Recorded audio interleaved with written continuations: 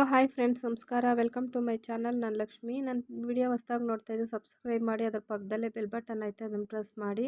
ನಾನು ಹಾಕೋ video notification ನಿಮಗೆ ಮೊದಲೇ ಬರ್ತೈತೆ. ಲೈಕ್ ಮಾಡಿ, ಕಾಮೆಂಟ್ ಮಾಡಿ, ಶೇರ್ ಮಾಡಿ. ನನಗೆ ತುಂಬ ಸಪೋರ್ಟ್ ಮಾಡ್ತಾ ಇದ್ದೀರಾ. ನನಗೆ ಎಲ್ರಿಗೂ ತುಂಬ ಧನ್ಯವಾದಗಳು. ಇವತ್ತು ಅಳತೆ ಪ್ರಕಾರ ಬಿಸಿಬೇಳೆಬಾತ್ ಪೌಡ್ರು ಹೇಗೆ ಮಾಡೋದನ್ನು ತೋರಿಸ್ಕೊಡ್ತೀನಿ. ಬನ್ನಿ ನೋಡೋಣ. ಇಂಗ್ರೀಡಿಯೆಂಟ್ಸು: ಬ್ಯಾಡಗಿ ಮೆಣಸಿನ್ಕಾಯಿ ಒಂದು 25 ತೊಗೊಂಡಿದ್ದೀನಿ ನಾನು.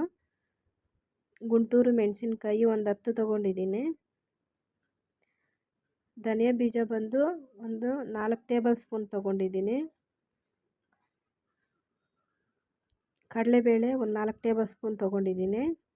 ಉದ್ದಿನ ಬೇಳೆ ಬಂದು ಸೇಮ್ ಪ್ರೊಸೆಸ್ಸು 4 ಟೇಬಲ್ ಸ್ಪೂನ್ ತೊಗೊಂಡಿದ್ದೀನಿ. ಚಕ್ಕೆ ಬಂದು ಒಂದು 10 ಇಂಚು ತೊಗೊಂಡಿದ್ದೀನಿ ನಾನು. ಲವಂಗ ಬಂದು 2 ಟೇಬಲ್ ಸ್ಪೂನ್ ತೊಗೊಂಡಿದ್ದೀನಿ. ಕರಿಬೇವು ಸೊಪ್ಪು ಸ್ವಲ್ಪ ತೊಗೊಂಡಿದ್ದೀನಿ.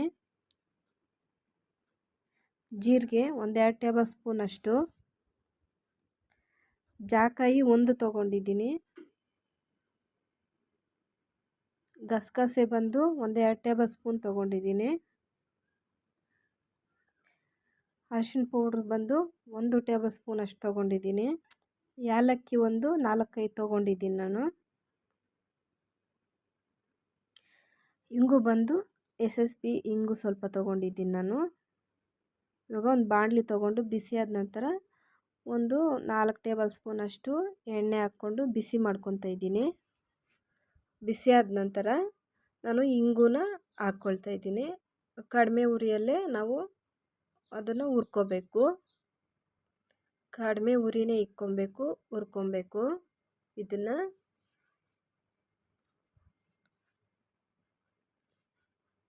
ಇವಾಗ ನಾನು ಚಕ್ಕೆ ತೊಗೊಂಡಿದ್ದೀನಿ. ಮೀಡಿಯಮ್ ಫ್ಲೇಮಲ್ಲೇ ಇಟ್ಕೊಂಡಿದ್ದೀನಿ. ಚಕ್ಕೆನ ಹಾಕ್ಕೊಂಡು ಸ್ವಲ್ಪ ಹಂಗೆ ಹುರ್ಕೊಳ್ಳೋಣ. ಲವಂಗ ಹಾಕ್ಕೊಂಡಿದ್ದೀನಿ. ಲವಂಗ, ಚಕ್ಕೆ ಲವಂಗ 2 ಹಾಕ್ಕೊಂಡು ಸ್ವಲ್ಪ ಹಂಗೆ ಎಣ್ಣೆಯಲ್ಲೇ ಹುರ್ಕೊಳ್ಬೇಕು. ಉರಿ ಜಾಸ್ತಿ ಇಡಬಾರ್ದು, ಮೀಡಿಯಮಲ್ಲೇ ಇಟ್ಕೊಂಡು ನಾವು ಹುರ್ಕೊಳ್ಬೇಕು. ಇವಾಗ ಇದಕ್ಕೆ ನಾನು ಕಡಲೆಬೇಳೆ ಹಾಕ್ಕೊಳ್ತೀನಿ. ಅದು ಸ್ವಲ್ಪ ಹಂಗೆ ಕೈ ಆಡಿಸ್ಕೊಬೇಕು. ಉರಿ ಜಾಸ್ತಿ ಇಡಬಾರ್ದು ಇದಕ್ಕೆಲ್ಲನೂ, ಎಲ್ಲ ಸೀದೋಗೋ ಚಾನ್ಸಸ್ ಇರುತ್ತೆ. ಆವಾಗ ಟೇಸ್ಟ್ ಬೇರೆ ಆಗಿಬಿಡುತ್ತೆ. ಅದಕ್ಕೋಸ್ಕರ ಕಡಿಮೆ ಉರಿಯಲ್ಲೇ ನಾನು ಹುರ್ಕೊತೀನಿ. ಇವಾಗ ಇದಕ್ಕೆ ಉದ್ದಿನಬೇಳೆ ಸೇರಿಸ್ಕೊಳ್ಳೋಣ.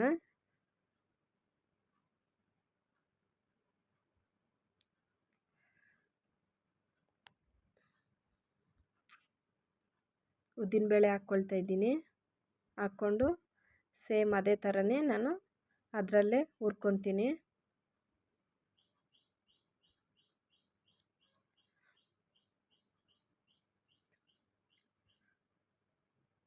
ಹಾಗೆ ಚೆನ್ನಾಗಿ ಹುರ್ಕೊತಾನೆ ಇರಬೇಕು. ಮೀಡಿಯಮ್ ಫ್ಲೇಮಲ್ಲೇ ಹುರ್ಕೊತಾನೆ ಇರಬೇಕು. ಎಣ್ಣೆಯಲ್ಲೇ ಫ್ರೈ ಮಾಡ್ಕೊತಾನೆ ಇರಬೇಕು.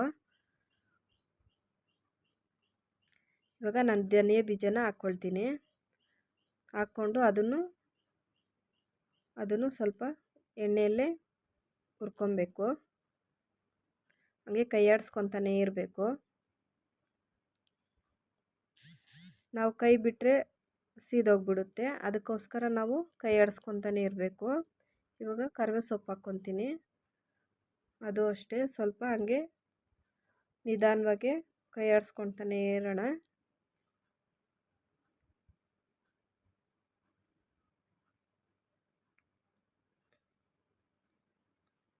ಕೈ ಆಡಿಸ್ಕೊತಾನೆ ಇದ್ದೀನಿ ನಾನು.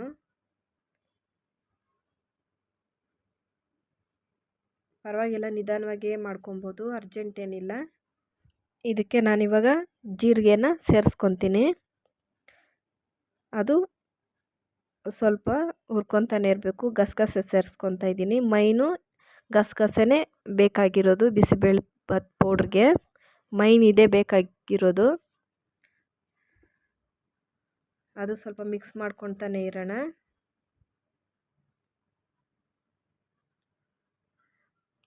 ಉರಿ ಜಾಸ್ತಿ ಇಡೋಕ್ಕೆ ಹೋಗಬೇಡ್ರಿ, ಕಮ್ಮಿ ಉರಿಯಲ್ಲೇ ಹುರ್ಕೊಬೇಕು ನಾವು. ಲೇಟ್ ಆದರೂ ಪರವಾಗಿಲ್ಲ, ತುಂಬ ಚೆನ್ನಾಗಿರುತ್ತೆ, ಟೇಸ್ಟಿಯಾಗಿರುತ್ತೆ. ಸೀದೋಗಬಾರ್ದು ಅಷ್ಟೇ. ಇವಾಗ ಜಾಕಾಯಿನ ಪೌಡ್ರ್ ಮಾಡಿದ್ದೀನಿ ಸ್ವಲ್ಪ, ಅದನ್ನು ಸೇರಿಸ್ಕೊತಾ ಇದ್ದೀನಿ. ಏಲಕ್ಕಿಯನ್ನು ಹಾಕ್ಕೊಳ್ತಾ ಇದ್ದೀನಿ. ಅರಿಶಿನ ಪೌಡ್ರನ್ನ ಹಾಕ್ಕೊಳ್ತಾ ಇದ್ದೀನಿ. ಇವೆಲ್ಲ ಸೇರಿಸಿ ಇವಾಗ ನಿಧಾನವಾಗಿ ಮಿಕ್ಸ್ ಮಾಡ್ಕೊಳ್ಳೋಣ. ನಾವೆಷ್ಟು ನಿಧಾನವಾಗಿ ಮಾಡ್ಕೊತೀರೋ ಅಷ್ಟು ಸೂಪರಾಗಿ ಬರುತ್ತೆ. ಅರ್ಜೆಂಟ್ ಮಾಡೋಕ್ಕೋದ್ರೆ ಟೇಸ್ಟೇ ಚೇಂಜ್ ಆಗಿಬಿಡುತ್ತೆ. ಅಳತೆ ಕರೆಕ್ಟಾಗಿದ್ದರೆ ಸೂಪರಾಗಿ ಸಖತ್ತಾಗಿ ಬರುತ್ತೆ. ಹೋಟ್ಲಲ್ಲಿ ಮಾಡೋಕ್ಕಿಂತ ಇನ್ನೂ ಸೂಪರಾಗಿ ಚೆನ್ನಾಗಿರುತ್ತೆ ಮನೇಲಿ ಮಾಡಿಕೊಂಡ್ರೆ. ಇಷ್ಟಾದರೆ ಸಾಕು. ಇದು ರೆಡಿ ಆಯಿತು. ಸ್ವಲ್ಪ ಆರಕ್ಕೆ ಬಿಡೋಣ. ಇವಾಗ ಒಂದು ಪ್ಯಾನ್ ತೊಗೊಂಡಿದ್ದೀನಿ. ಗುಂಟೂರು ಮೆಣಸಿನ್ಕಾಯಿ ಹಾಕ್ಕೊಂಡು ಸ್ವಲ್ಪ ಎಣ್ಣೆ ಸೇರಿಸ್ಕೊಂಡು ಹಂಗೆ ಹುರ್ಕೊತೀನಿ. ಎಣ್ಣೆ ಹಾಕ್ಕೊಂಡ್ರೆ ಅದಕ್ಕೆ ಹೊಗೆ ಅಷ್ಟೊಂದು ಬರಲ್ಲ. ಅದಕ್ಕೆ ನಾನು ಸ್ವಲ್ಪ ಎಣ್ಣೆ ಸೇರಿಸ್ಕೊಂಡು ಅದನ್ನು ಅದರಲ್ಲೇ ಹುರ್ಕೊತೀನಿ ನಾನು. ಸ್ವಲ್ಪ ಅದು ಕಲರ್ ಚೇಂಜ್ ಆಗಬೇಕಷ್ಟೇ, ಅಷ್ಟಾದರೆ ಸಾಕು. ಇವಾಗ ಅದೇ ಪ್ಯಾನ್ಗೆ ನಾನು ಬ್ಯಾಡಗೆ ಮೆಣಸಿನ್ಕಾಯಿ ಹಾಕ್ಕೊಳ್ತಾ ಇದ್ದೀನಿ.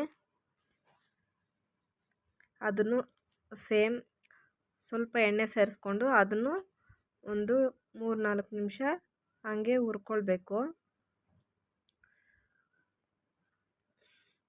ಎಣ್ಣೆ ಸ್ವಲ್ಪ ಹಾಕ್ಕೊಂಡ್ರೆ ಮೆಣಸಿನ್ಕಾಯಿನ ಹುರಿಯೋವಾಗ ಸ್ವಲ್ಪ ಸ್ಮೆಲ್ ಅಷ್ಟೊಂದು ಬರಲ್ಲ. ಅದಕ್ಕೆ ಎಣ್ಣೆ ಸೇರಿಸ್ಕೊಂಡು ಈ ಥರ ಹುರ್ಕೊಬೇಕು. ರೆಡಿ ಆಯ್ತಿದು. ಇಷ್ಟು ಮಾತ್ರ ಆದರೆ ಸಾಕು. ಇವಾಗ ಎರಡನ್ನೂ ಸ್ವಲ್ಪ ಫ್ಯಾನ್ ಹಾಕ್ಬಿಟ್ಟು ಒಂದು ಸ್ವಲ್ಪ ಹೊತ್ತು ಆರಕ್ಕೆ ಬಿಟ್ಬಿಟ್ಟು ನೋಡಿ ಪೌಡ್ರ್ ಮಾಡ್ಕೊಂಬಂದಿದ್ದೀನಿ. ಸೂಪರಾಗಿ ಬಂದಿದೆ. ಗಮ್ಮಂತ ಬರ್ತಾಯಿದೆ. ಮನೆಯಲ್ಲೆಲ್ಲ ಫುಲ್ ಗಮ್ಮಂತಿದೆ. ಸಖತ್ತಾಗಿದೆ. ನೆಕ್ಸ್ಟ್ ವಿಡಿಯೋದಲ್ಲಿ ಬಿಸಿಬೇಳೆ ಬಾತು ಯಾವ ಥರ ಮಾಡೋದು ಅಂತ ತೋರಿಸ್ಕೊಡ್ತೀನಿ. ಪೌಡ್ರ್ ಮಾಡ್ಕೊಳ್ಳೋದನ್ನು ಇವಾಗ ತೋರಿಸಿದ್ದೀನಿ. ನೀವು ಒಂದ್ಸಲ ಟ್ರೈ ಮಾಡಿ, ಸಖತ್ತಾಗಿರುತ್ತೆ. ಇಷ್ಟಪಟ್ಟು ತಿಂತೀರಿ ಮನೆಯಲ್ಲೇ. ಹೋಟ್ಲದ್ದು ಅಂಗಡಿದಾದರೆ ಅಷ್ಟೊಂದು ಟೇಸ್ಟ್ ಇರಲ್ಲ.